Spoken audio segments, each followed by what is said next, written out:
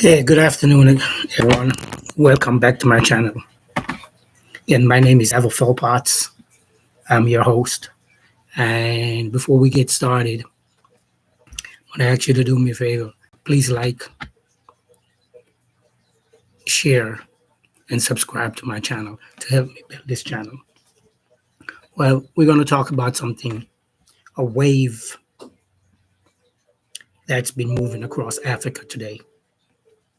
Um, Bold military leadership is rising, and also non-military leadership, rejecting the colonial leftovers, reclaiming resources, and rebuilding national pride. At the center of this surge is one name, Captain Ibrahim Traoré. He's young, focused, and revolutionary. In 2022, Traoré took power not for his ambition, but to restore order and national control. He expelled the French troops, built the country's first gold mine refinery, and demand Africa control its own wealth. But Traore is not alone. In Mali, you have Colonel Gota, who did the same thing. He kicked out the foreign soldiers and formed a military alliance with Burkina Faso. And General Chiani of Niger, even the Ivory Coast, under President Ouattara, reclaimed its last French base. There's a new Sahel region alliance, defense, and dignity.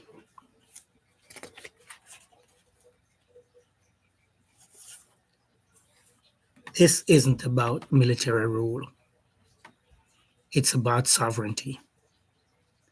These leaders are rewriting Africa's future by taking back resource, rebuilding security, empowering the youths, and reviving African cultures. If you like what I'm saying so far, again, please subscribe and share my channel.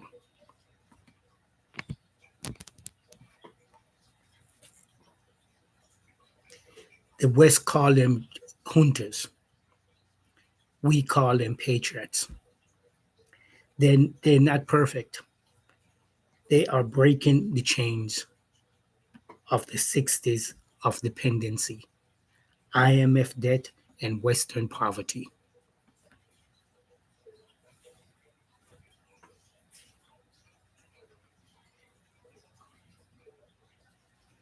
This is the exact thing Thomas Sankara tried to do in the late 70s, early 80s. Before him, Patrice Lumumba,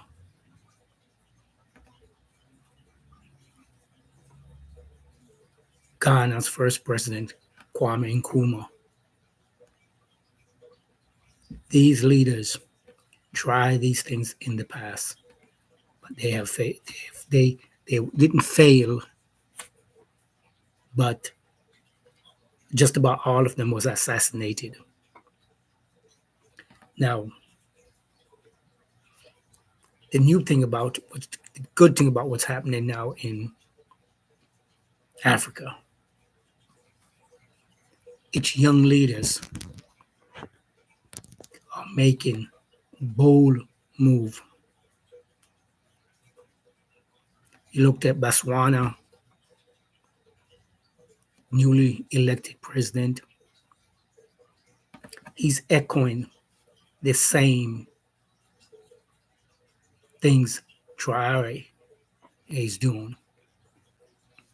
Namibia, new president, first lady president, she's echoing the same voice.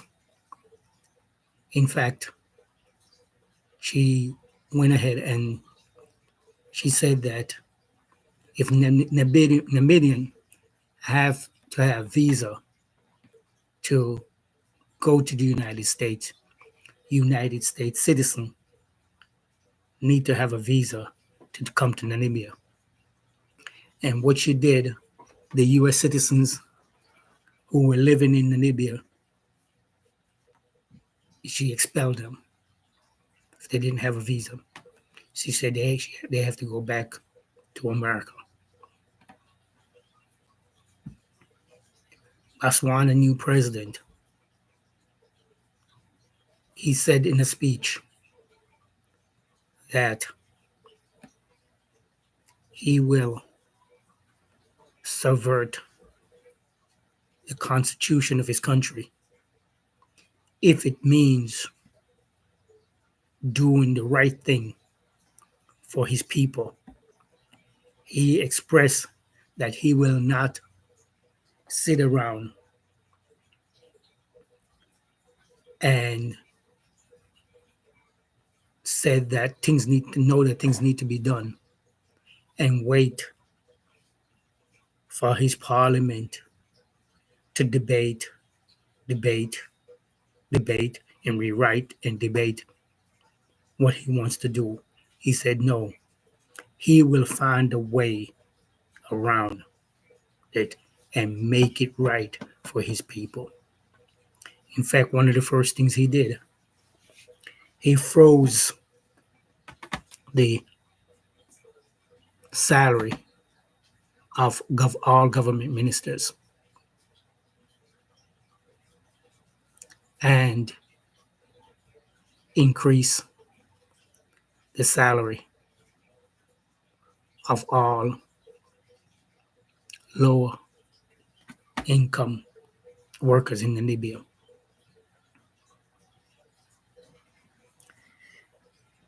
This is only the beginning of what's happening in Africa today. Since Traoré took leadership,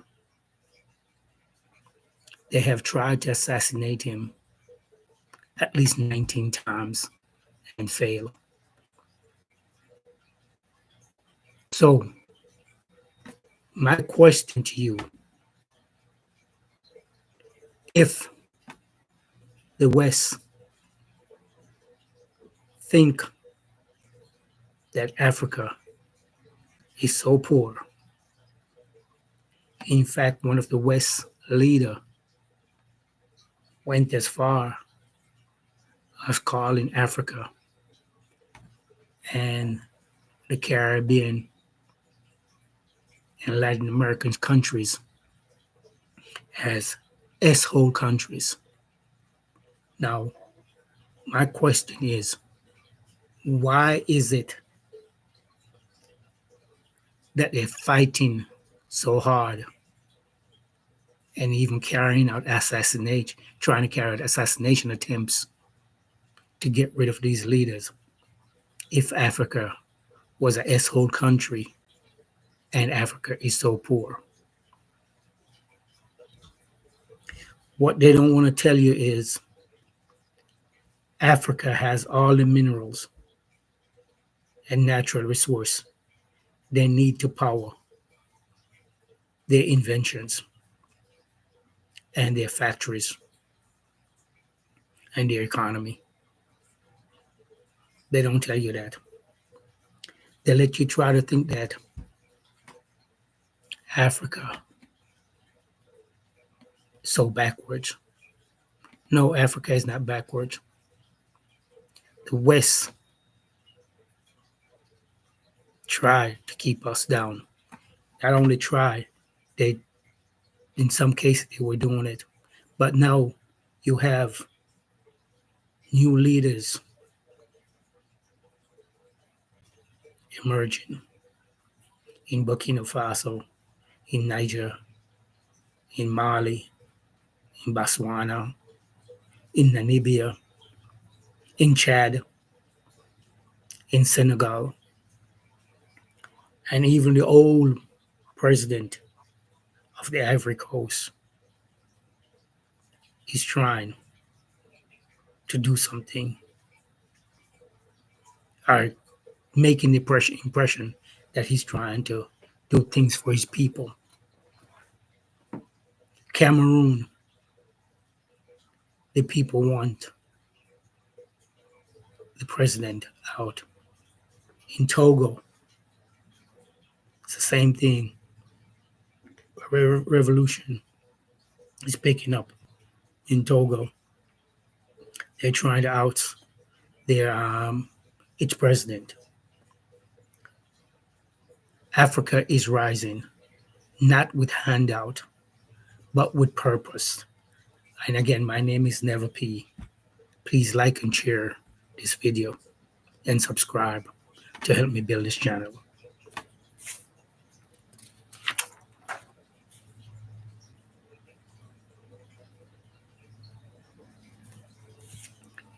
You know,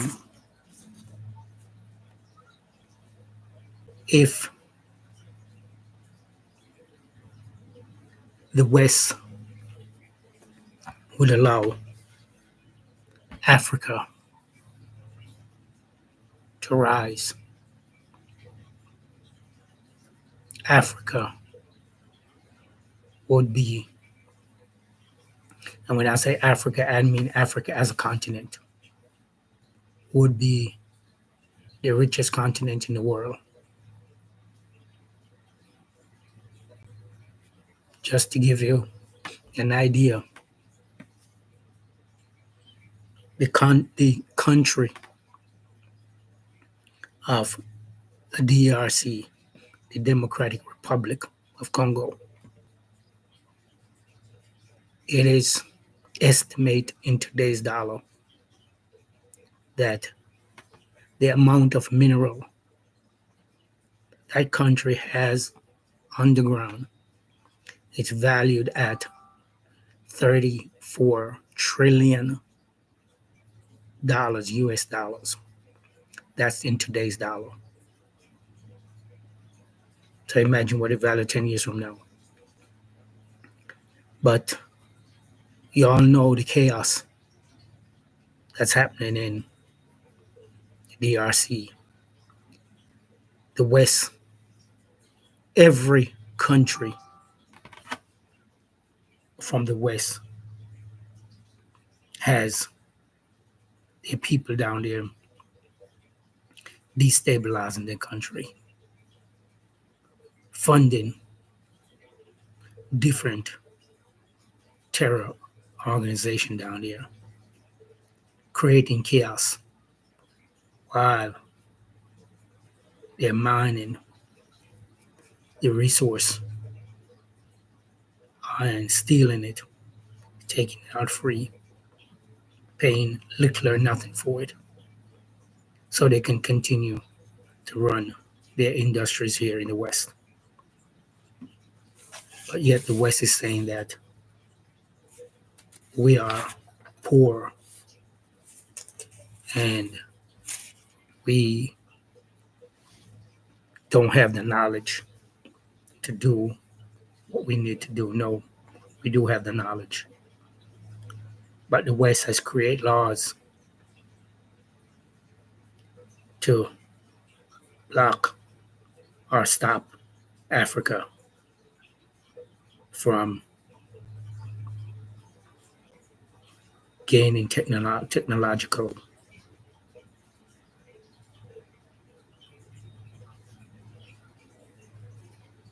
instruments and machines. So why are they creating so much things to block us? That should tell you that they fear Africa.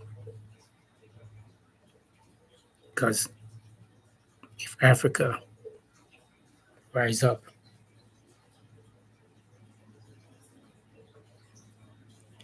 and you have a strong military-wise Africa, technology-wise Africa, industrial-wise Africa,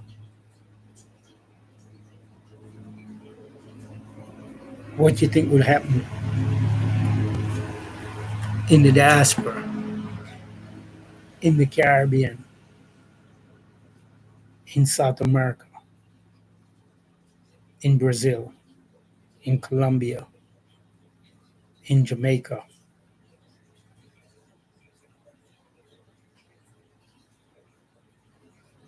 A lot of these puppet leaders would be overthrown and kicked out. The West will now have to come begging Africa with hat in hand. Africa is the richest continent in this world, bar none. Not the United States, not the Americas, not Europe. Africa is the richest continent. I'm going to leave it here for now. Keep an eye out for my next episode on the upward movement of Africa and African people. Before I go, I'm going to ask you again, please like and share my video. And please leave a comment. If you have a topic that you would like me to cover, let me know in the comment, and I will surely do the research and cover it for you. Thank you. God bless. Peace and love. One brother, one sister. In the words of the great Peter Touch, no matter where you come from, if you're a black man, you're African. So, if you're from Brazil, if you're from Colombia, Argentina, Guatemala, Mexico, Cuba, Argentina, Venezuela, Barbados, Trinidad, we all are one, Africans. We might appear to look a little different in appearance, variations, but we are all Africans. Peace and love, my brother and sister.